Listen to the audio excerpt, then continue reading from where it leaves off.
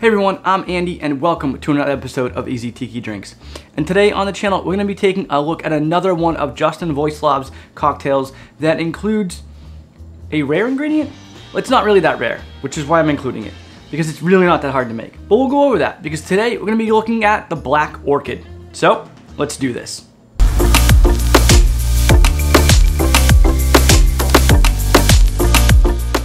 So last week, we started taking a look at the spotlight of Justin Wojslaw, who is a bartender out of Seattle, Washington at the Demerara Rum. And if you want to check out the first video I did for him, the High Tide Boogie, well, there's a card right here and there'll be a link in the comments below.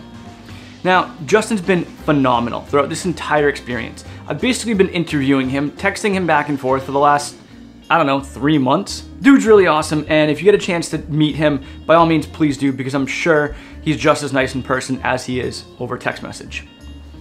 So today what I wanted to do is I wanted to take a look at one of his most popular cocktails, and that's the Black Orchid.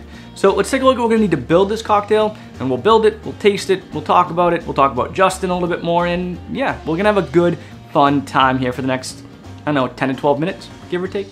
Yeah. All right, let's see what we're gonna need to build this cocktail. First, we're gonna need an Overproof Demerara Rum. We're gonna need a aged Jamaican rum.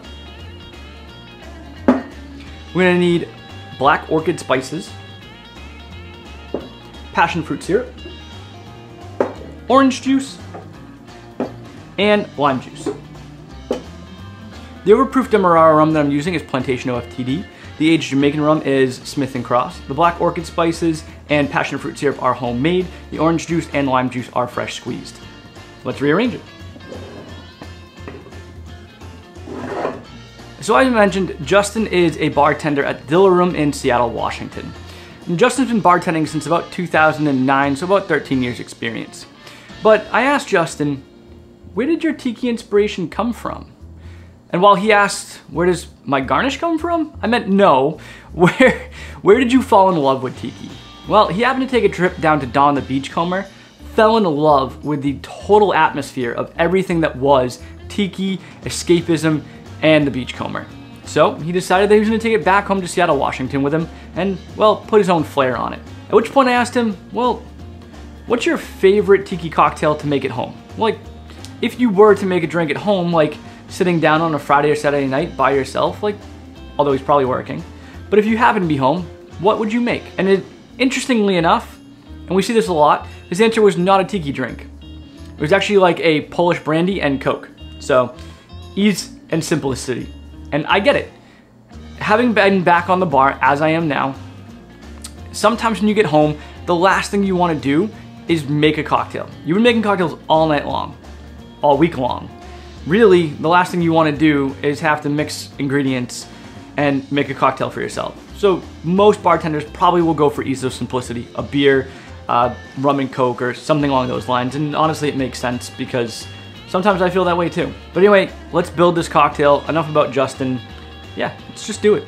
First, oh, by the way, before I get into this, because you're gonna notice, this might be the easiest recipe I have ever done on this entire episode. It's all equal parts. 1 ounce of everything. So, let's do this. 1 ounce of lime juice.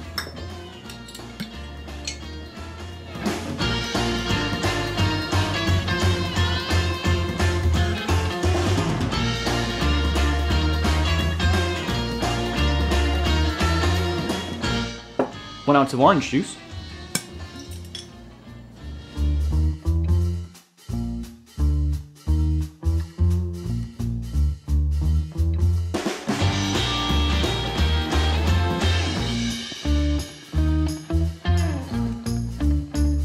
One ounce of Passionfruit Syrup.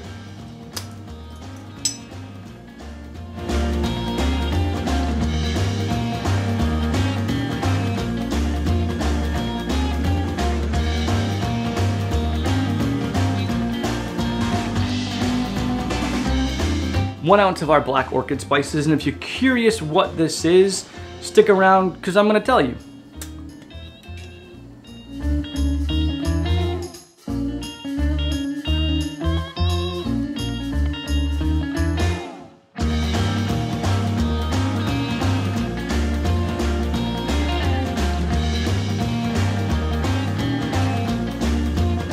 1 ounce of our Smith & Cross. Now, again, when I do these spotlights and I replicate these recipes from modern bartenders, I always try to stick as true to the ingredients as possible.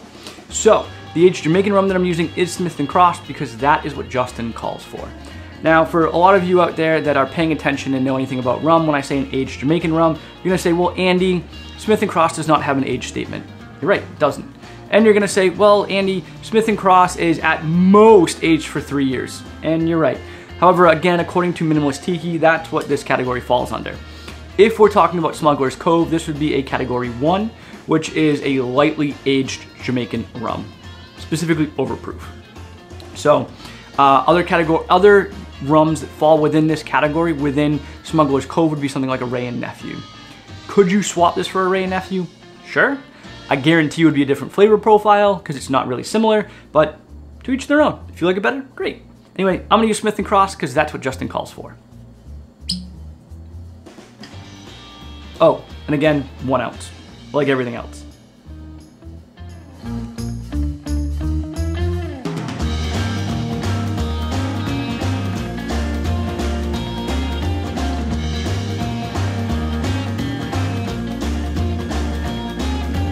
And last but not least, 1 ounce of our Overproof Demerara Rum.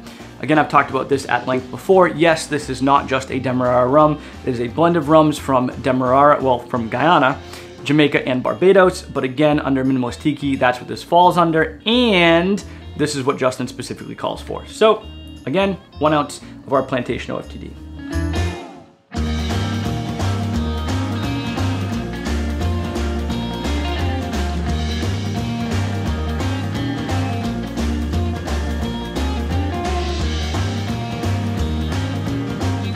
All right, let's add ice to our shaking tin.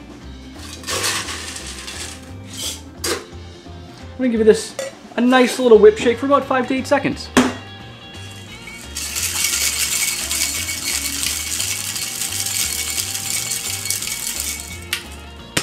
Now, Justin's original recipe does call for putting this into a tiki mug. And my best guess is because, well, it's probably not gonna be an appealing color to some people. For me, I think this thing's gonna be pretty black, which I think is gonna be cool. But I can see how that would turn some people off. Since I don't really do tiki mugs on this channel because I want you to see the cocktail, I've always envisioned this in a pearl diver's glass. I don't know why, but that's what I'm gonna use today. So we're gonna grab our pearl diver glass. I'm gonna open pour in.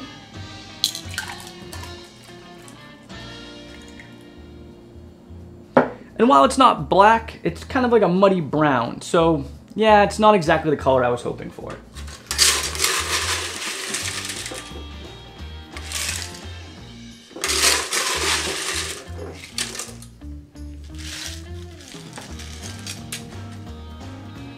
Once we add that ice, I can see what we're talking about here. It's kind of like a orangey brownish color. It's not super appealing. But either way, here we are.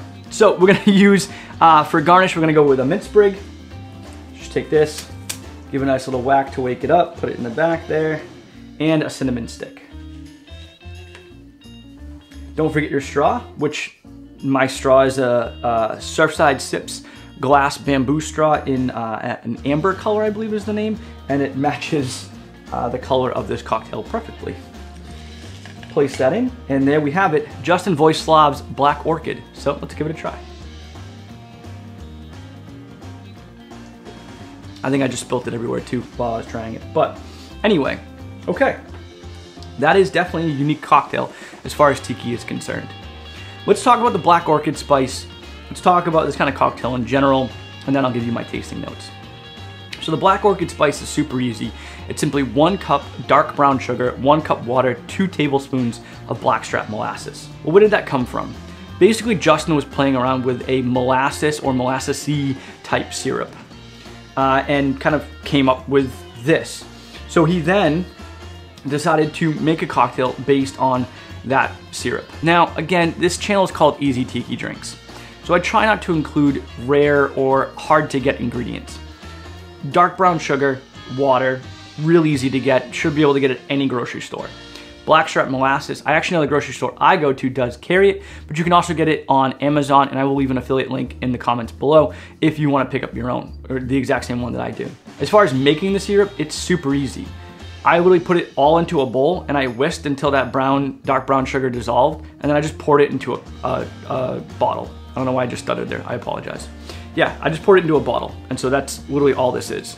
I think it took me less than 2 minutes to make, so I would say that's pretty easy. Now, again, this should keep for pretty long in the fridge. There's really not much going on here. There's no fruit, there's no citrus. It's literally just sugar and water. So it should keep for pretty long anyway. Maybe I'll do another cocktail with it since I have it now.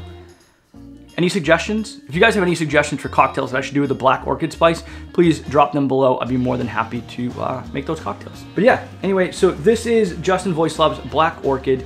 It is sweet and a little bit tart. The passion fruit does come out a lot in this cocktail, probably highlighted by the orange juice. The rums, especially that Demerara rum, the Plantation OFTD, do kind of complement the Black Orchid spices with this kind of like burnt sugar and molasses flavor. And there you have it, Justin Wojslaw's Black Orchid. I really hope you guys enjoyed this video, and Justin, as always, I really hope I did your cocktail justice. If you guys liked the video, please make sure to give it a thumbs up. Make sure to subscribe and click that little notification bell on the channel. Go over on to Instagram and TikTok, follow me there at Easy Tiki Drinks. Come visit me at the bar at Woosong Road here in Boston. And yeah, until next time, take it easy.